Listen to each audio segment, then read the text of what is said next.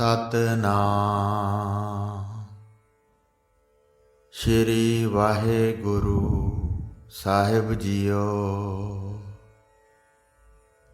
ਪਰਮ ਸਨਮਾਨਿਓ ਗੁਰੂ ਰੂਪ ਗੁਰੂ ਖਾਲਸਾ ਸਾਧ ਸੰਗਤ ਜੀ, ਵਾਹਿਗੁਰੂ ਜੀ ਕਾ ਖਾਲਸਾ ਵਾਹਿਗੁਰੂ ਜੀ ਕੀ ਫਤਿਹ।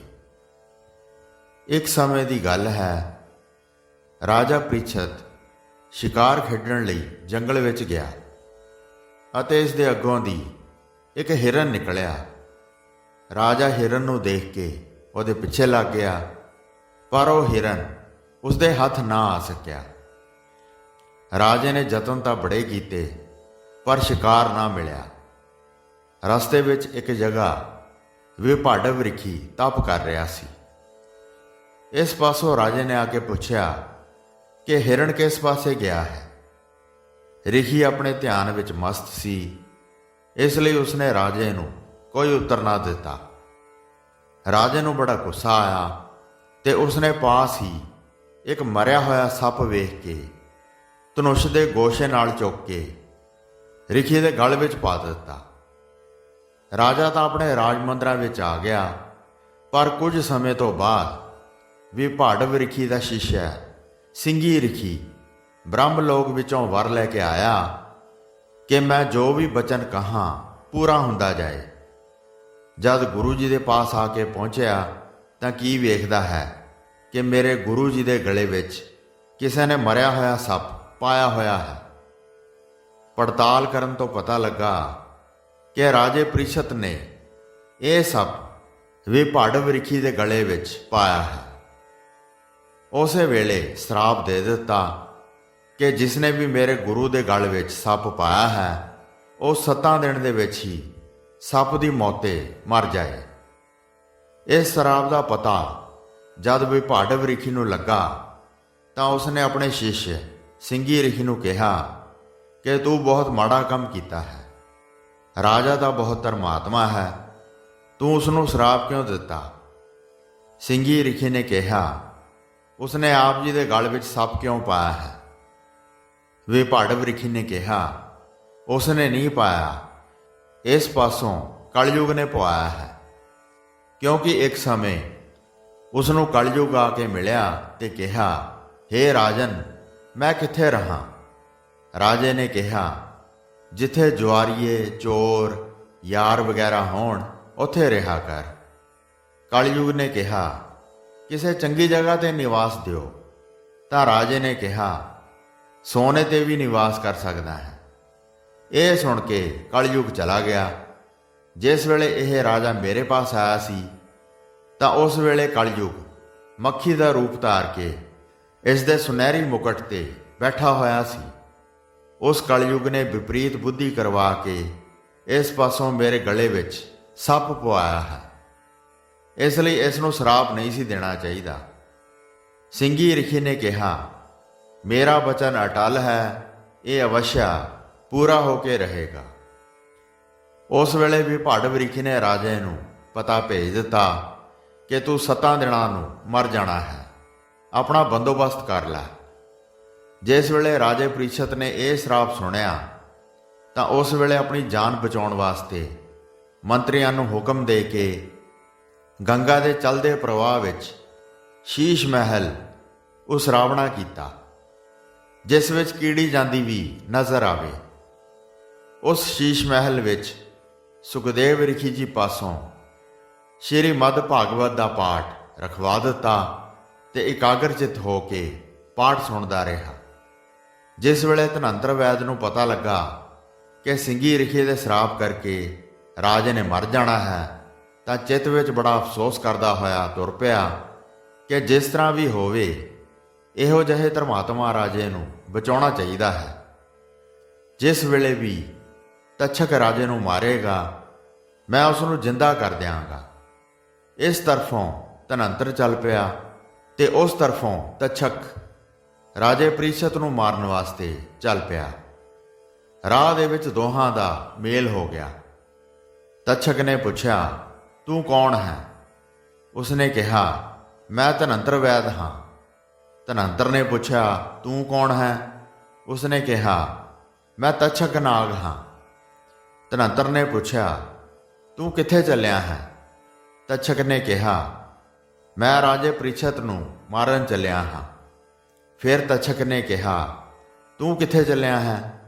ਧਨੰਤਰ ਨੇ ਕਿਹਾ, ਮੈਂ ਰਾਜੇ ਪ੍ਰੀਛਤ ਨੂੰ ਜ਼ਿੰਦਾ ਕਰਨ ਲਈ ਚੱਲਿਆ ਹਾਂ। ਤੱਛਕ ਨੇ ਵਿਚਾਰਿਆ ਕਿ ਪਹਿਲਾਂ ਵੇਖੀਏ ਤਾਂ ਸਹੀ ਜੋ ਇਸ ਵਿੱਚ ਕਿਤਨੀ ਕੁ ਤਾਕਤ ਹੈ। ਉਸਨੇ ਧਨੰਤਰ ਨੂੰ ਕਿਹਾ, ਪਹਿਲਾਂ ਤੂੰ ਆਪਣੀ ਤਾਕਤ ਵਿਖਾ, ਤੇਰੇ ਵਿੱਚ ਕਿਤਨਾ ਕੁ ਬਲ ਹੈ। ਧਨੰਤਰ ਨੇ ਕਿਹਾ, ਜਿੱਥੋਂ ਤੱਕ ਮੇਰੀ ਨਿਗਾਹ ਜਾਏਗੀ ਕਿਸੇ ਨੂੰ ਮਰਨ ਨਹੀਂ ਦਿਆਂਗਾ। ਜੇ ਤੂੰ ਮੇਰਾ ਬਲ ਵੇਖਣਾ ਚਾਹੁੰਦਾ ਹੈ ਤਾਂ ਇਹ ਜੋ ਪਿੱਪਲ ਦਾ ਬ੍ਰਿਛ ਖਲੋਤਾ ਹੈ ਇਸ ਨੂੰ ਸਾੜ ਦੇ।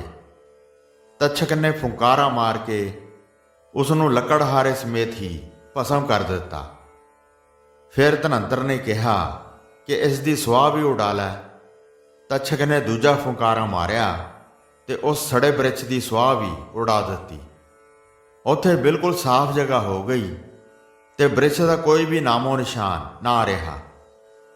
ਜਿਸ ਵੇਲੇ ਧਨੰਤਰ ਨੇ ਉਸ ਖਾਲੀ ਜਗ੍ਹਾ ਵੱਲ ਨਿਗਾਹ ਭਰ ਕੇ ਵੇਖਿਆ ਤਾਂ ਲੱਕੜਹਾਰੇ ਸਮੇਤ ਉਸ ਬ੍ਰਿਛ ਨੂੰ ਅੱਗੇ ਨਾਲੋਂ ਵੀ ਖੂਬਸੂਰਤ ਡਾਲੀਆਂ, ਪੱਤੇ ਤੇ ਫੁੱਲਾਂ ਨਾਲ ਹਰਿਆ ਭਰਿਆ ਕਰ ਦਿੱਤਾ, ਕਿਉਂਕਿ ਧਨੰਤਰ ਦੀ ਦ੍ਰਿਸ਼ਟੀ ਵਿੱਚ ਅੰਮ੍ਰਿਤ ਸੀ।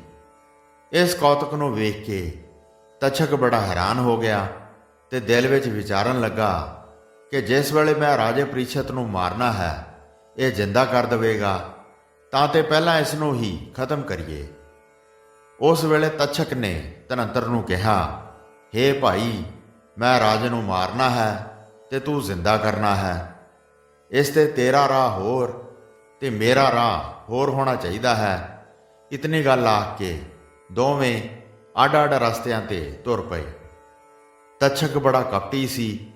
ਇਸਨੇ ਸੋਹਣੀ ਸੋਟੀ ਦਾ ਰੂਪ ਧਾਰਿਆ ਤੇ ਜਿਸ ਰਸਤੇ ਧਨੰਤਰ ਜਾ ਰਿਹਾ ਸੀ ਅੱਗੇ ਜਾ ਕੇ ਲੰਮਾ ਪੈ ਗਿਆ।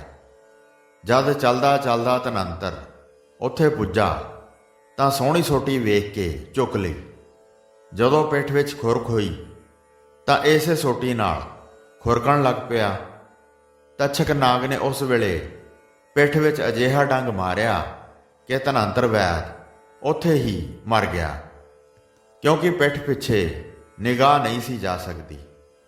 ਜਿਸ ਬਾਗ ਵਿੱਚ ਮਾਲੀ ਫੁੱਲ ਤੋੜ ਰਿਹਾ ਸੀ, ਤੱਛਕ ਕੀੜੀ ਦਾ ਨਿੱਕਾ ਜਿਹਾ ਰੂਪ ਧਾਰ ਕੇ ਇੱਕ ਫੁੱਲ ਵਿੱਚ ਪ੍ਰਵੇਸ਼ ਕਰ ਗਿਆ। ਉਹੀ ਫੁੱਲ ਤੋੜ ਕੇ ਮਾਲੀ ਨੇ ਸ਼ੀਸ਼ ਮਹਿਲ ਵਿੱਚ ਪਹੁੰਚਾ ਦਿੱਤੇ। ਜਦ ਸੁਖਦੇਵ ਰਿਖੀ ਜੀ ਨੇ ਕਥਾ ਦਾ ਭੋਗ ਪਾ ਕੇ ਰਾਜੇ ਨੂੰ ਫੁੱਲਾਂ ਦਾ ਪ੍ਰਸ਼ਾਦ ਦਿੱਤਾ, ਉਹਨਾਂ ਫੁੱਲਾਂ ਨੂੰ ਸੁੰਘਦਿਆਂ ਸਾਰ ਹੀ ਰਾਜੇ ਦੀ ਮ੍ਰਿਤਿੂ ਹੋ ਗਈ। ਜਿਸ ਰਾਖੈ ਤਿਸ ਕੋਇ ਨਾ ਮਾਰੈ, ਸੋ ਮੂਆ ਜਿਸ ਮਨੋ ਬਿਸਾਰੈ।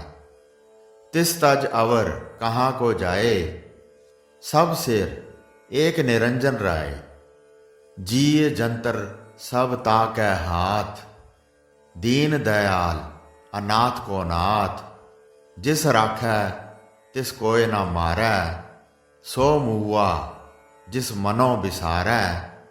ਤਿਸ ਤਜ ਅਵਰ ਕਹਾਂ ਕੋ ਜਾਏ, ਸਭ ਸਿਰ ਏਕ ਨਿਰੰਜਨ ਰਾਏ। ਜੀਅ ਕੀ ਜੁਗਤ ਜਾਂ ਕੈ ਸਭ ਹਾਥ, ਅੰਤਰ ਬਾਹਰ ਜਾਨੋ ਸਾਥ।